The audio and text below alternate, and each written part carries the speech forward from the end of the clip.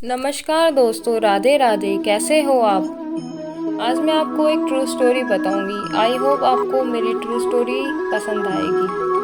आप मेरे चैनल को सब्सक्राइब कीजिए एंड बेल आइकन पर क्लिक कीजिए, जिससे आप मेरे चैनल की सभी लेटेस्ट वीडियो को आसानी से देख सकते हैं। जब सेठ जगतराम के इत्र से राधा कृष्ण ने होली खेली। मथुरा में एक संत रहते थे। उनके बहुत से शिष्य थे। उन्हीं में से एक सेठ जगतराम भी थे। जगतराम का लंबा चौड़ा कारोबार था। वे कारोबार के सिलसिले में दूर दूर की यात्राएं किया करते थे। एक बार वे कारोबार के सिलसिले में कन्नौज गए। कन्नौज अपने खुशबूदार इत्रों के लिए प्रसिद्ध है। उन्होंने इत्र की एक महंगी शीशी संत को भेंट करने के लिए खरीदी। सेठ जगतराम कुछ दिनों बाद काम खत्म होने पर वापस मथुरा लौटे। अगले दिन वे संत की कुटिया पर उनसे मिलने गए।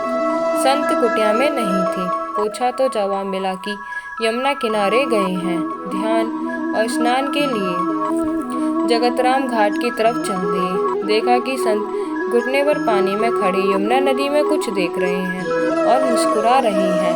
तेज चाल से वे संत के नजदीक पहुंचे। प्रणाम करके बोले, आपके लिए कन्नौज से इत्र की शीशी लाया हूँ।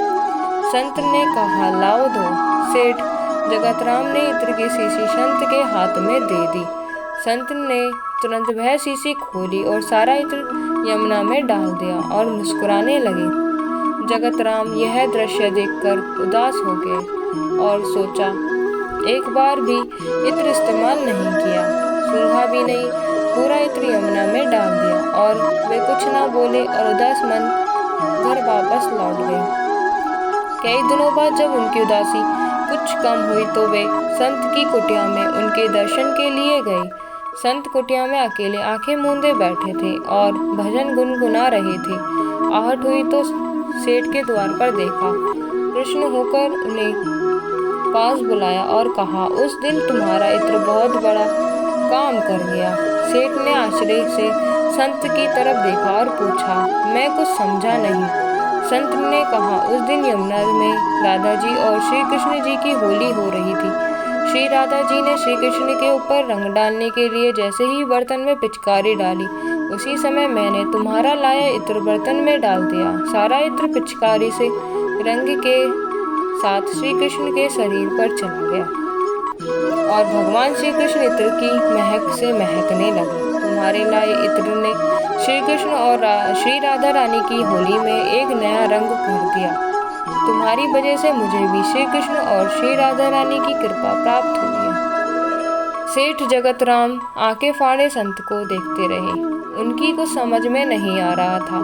संत ने सेठ की आंखों में अविश्वास की झलक देखी तो कहा, शायद तुम्हें मेरी कही बात पर विश्वास नहीं हो रहा है। जाओ, मथुरा के सभी श्री कृष्ण और राधा के मंदिरों में दर्शन कराओ, फिर कुछ कहना। सेठ जगतराम मथुरा में स्थित सभी श्री कृष्ण और राधा के मंदिरों में गए। उन्हें सभी मंदिरों में श्री राधा कृष्ण की मूर्ति से अपने इत्र की महक आती प्रतीत हुई। सेठ जगतराम का इत्र श्री कृष्ण और श्री राधा रानी ने स्वीकार कर लिया था। वे संत की कुटिया में वापस लौटे और संत के चरणों में गिर पड़े।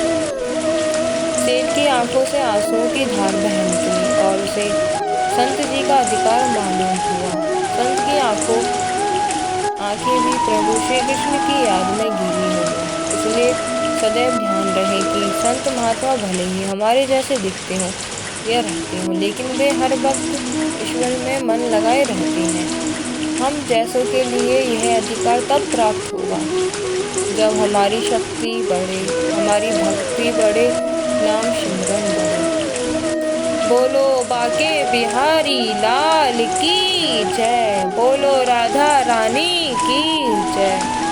तो हमें इससे यह शिक्षा मिलती है कि कभी भी हमें संत को समान या सिंपल नहीं मानना चाहिए। संत एक महान होते हैं जो हमेशा ईश्वर में अपना ध्यान मन सब लगाए रखते हैं। आपको मेरी वीडियो कैसी लगी प्लीज़ आप मेरे कमेंट में बता सकते हैं एंड मेरी चैनल को सब्सक्राइब कर सकते हैं एंड शेयर भी। Thank you for watching this video and share my videos. Radhe Radhe Radhe Radhe.